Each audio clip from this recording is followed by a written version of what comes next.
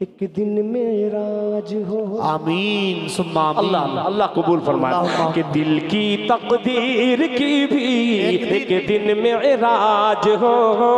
ایک دن معراج ہو. دل کی تقدیر کی بھی ایک دن معراج ہو. ایک دن معراج ہو. دل کی تقدیر کی بھی سبحان اللہ سبحان اللہ.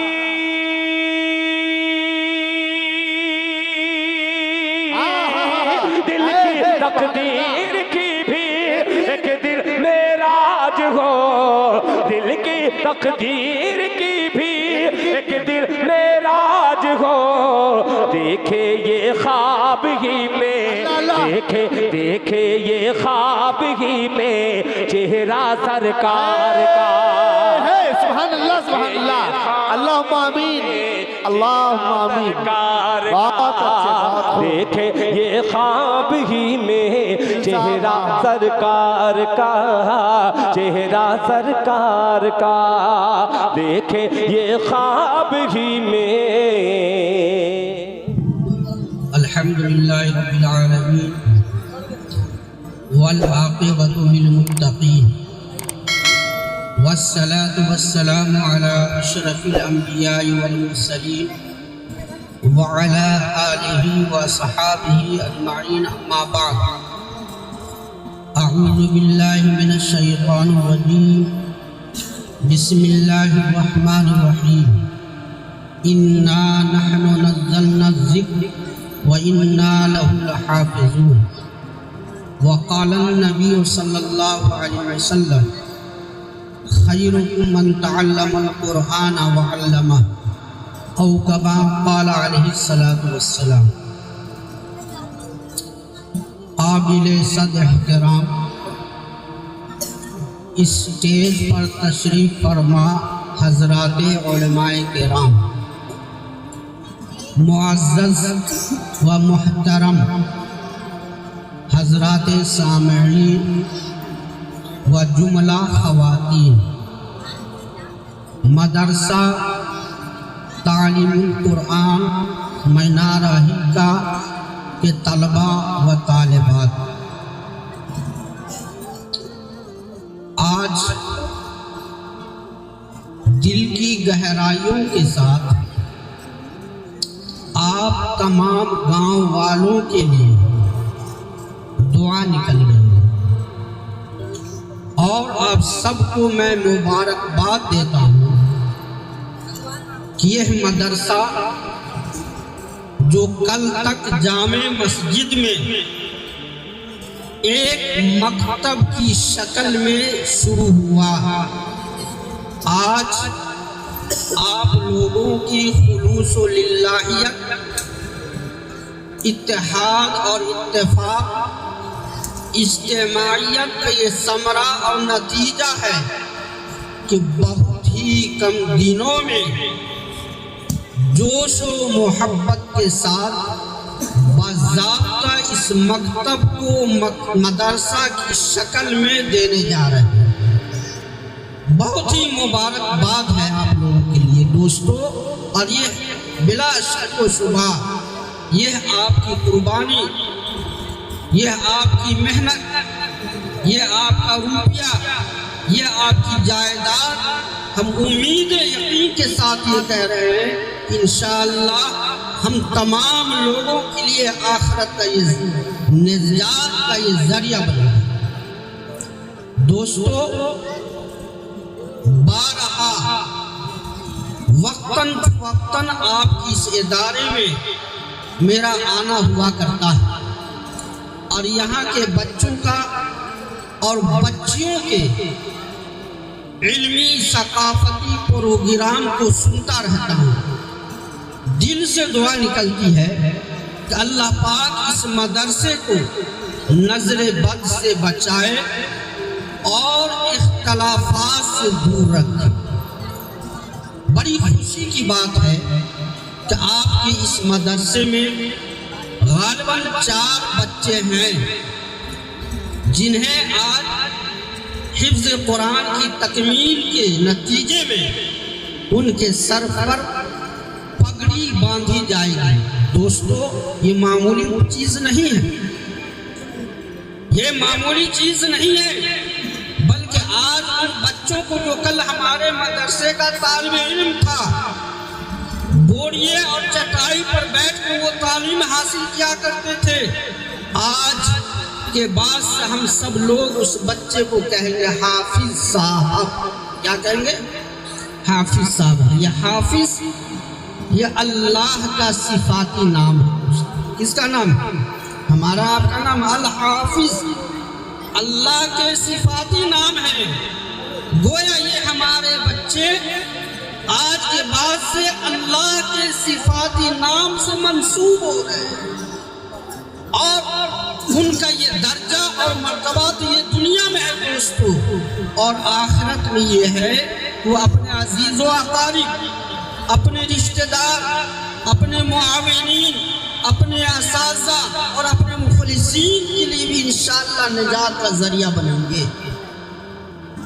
इस वक्त जो मैंने आपके सामने कुरान अजीम की आयत तिलावत की है, इसका तर्जुमा और मुख्तसर मफ़हूम बताकर मैं अपनी जगह ले लूँगा, चूँकि वक्त कम है और हज़रात उलमाए किराम की फ़हरिस्त लंबी है।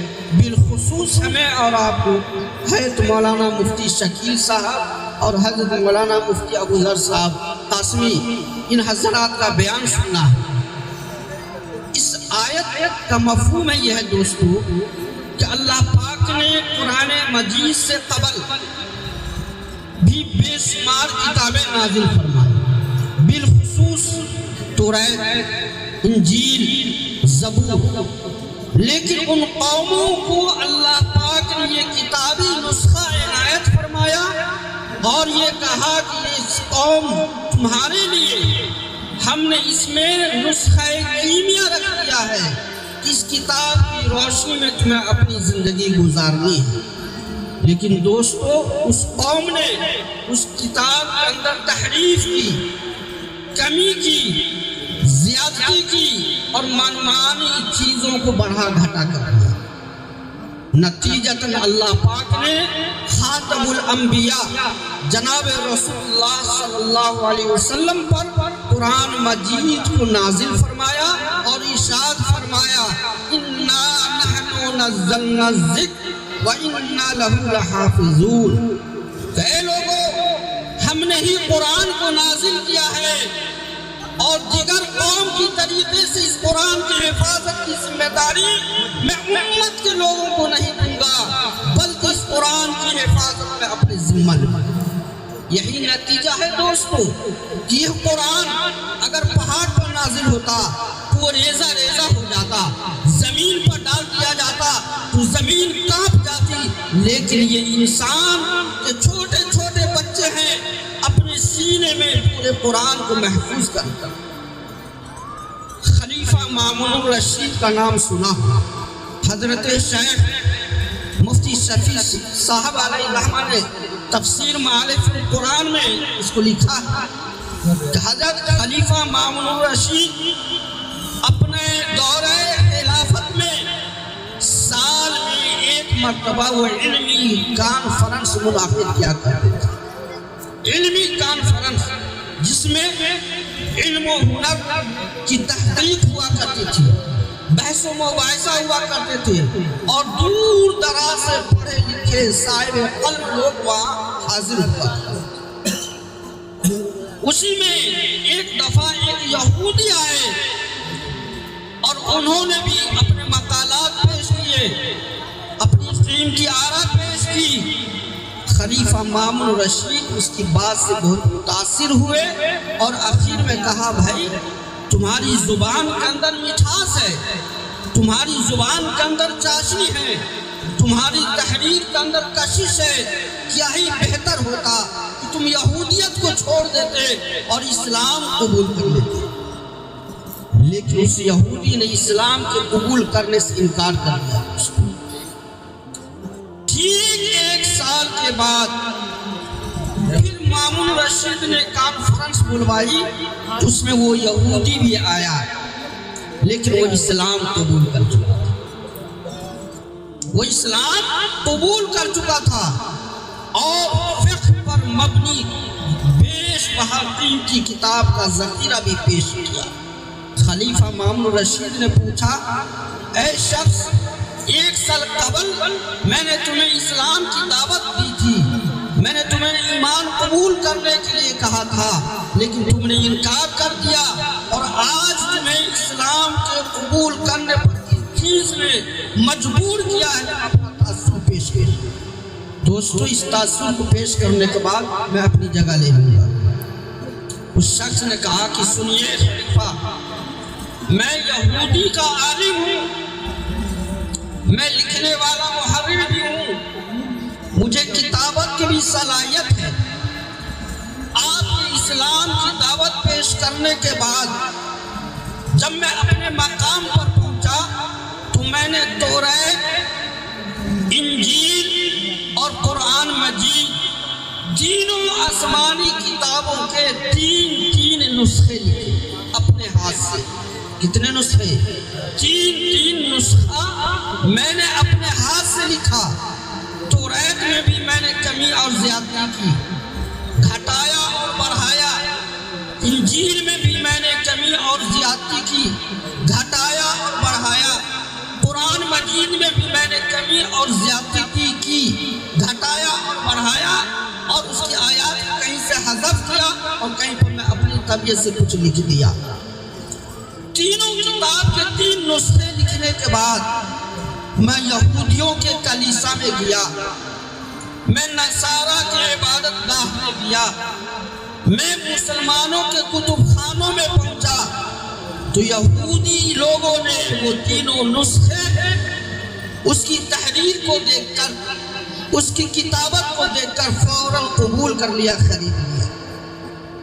اور جب نصارہ کے عبادت گاہ میں پہنچا تو وہاں کے پادریوں نے بھی اسے خرید لیا۔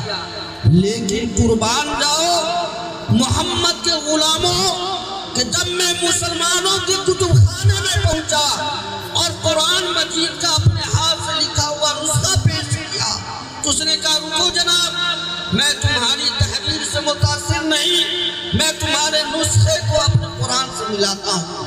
اور اس نے قرآن کو گا بگا اٹھایا اور پڑھا اور یہ کہہ دیا، یہ وہ قرآن نہیں ہے جس قرآن کی حفاظت کی ذمہ داری اللہ کی ہے، یہ وہ قرآن نہیں ہے جو قرآن محمد عربی صلی اللہ علیہ وسلم پر نازل ہوا ہے، بلکہ اس قرآن کے اندر تم نے تغیر کیا ہے، تم نے تبدیلی کی ہے، تم نے قرآن کی آیات کو ہٹا دیا ہے، لہذا تم اپنا قرآن لیتے جاؤ، اسلام میں ایسے قرآن کی ضرورت نہیں ہے۔ دوستو، وہ یہودی کہتا ہے کہ میں اسلام کے ماننے والوں کے کتب خانہ سے اس قدر متاثر ہوا کہ جب ایک کتاب فروش یہ بتا سکتا ہے کہ قرآن کے اندر تغیر نہیں، تبدیلی نہیں، تو یقیناً یہ قرآن مجید اللہ کی وحی کتاب ہے، اسی شکل میں ہے جس شکل میں محمد عربی صلی اللہ علیہ وسلم پر یہ کتاب نازل۔ آپ کو یاد ہوگا اور تاریخ میں پڑھا ہوگا کہ ہندوستان میں جب انگریزوں کا تسلط ہوا تو انگریزوں کی ایک مشن چلی اور لاکھوں روپے خرچ کیے کہ مسلمانوں کو اس ملک سے نیست و نابود کر دیا جائے، اسے مٹا دیا جائے۔ اس کی کیا شکل ہوتی ہے؟ کہا قرآن کو جلا دو، قرآن کو مٹا دو، مسلمان ختم ہو جائیں۔ دوستو، اربوں روپے اس پر خرچ کیے، بالآخر ایک مکتب میں گئے تو مکتب کے لوگوں نے، استاد نے کہا، میاں تم قرآن کے کتنے نسخے کو جلاؤ گے؟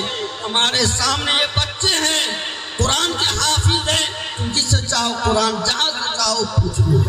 دوستو، یہ ہے اللہ نے قرآن کی حفاظت کی ذمہ داری لی ہے، اللہ اس کا ثمرہ دکھا رہا ہے اور انشاءاللہ قیامت تک دکھاتا رہے۔